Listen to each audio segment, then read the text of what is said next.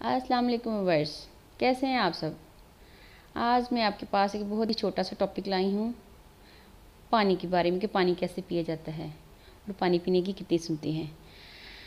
पानी तो सबने पीना ही होता है। अगर हम सुन्नत रसूल पर अमल करके पी लेंगे तो पानी भी पी लेंगे, हमारी एक ज़रूरत भी पूरी हो जाएगी और हमें सवाब भी मिल जाएगा। तो जी जनाब, पानी पीने की 6 सुनते हैं। सबसे पहली सुन्नत जो है जी, बिस्मिल्लाह पढ़ना। पानी पीने से पहले बिस्मिल्लाह पढ़ना। दूसरी बात, दाएं हाथ से पीना, सीधे हाथ से पानी पकड़ पीना, उल्टे से नहीं। बैठकर पानी पीना नंबर 3 पे आ जाएगी जी।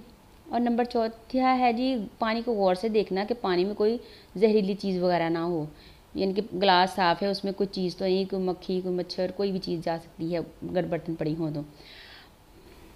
नंबर 5 पे आ जाएगा जी, 3 सांसों में पीना, यानी कि पानी पीते हुए एक ही दफ़ा नहीं सारा गिलास पी लेना, 3 सांस लेके पानी पीना चाहिए।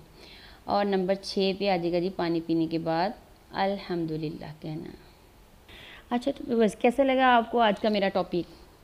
अगर पसंद आए तो इसको लाइक, शेयर, सब्सक्राइब और कमेंट तो ज़रूर कीजिएगा।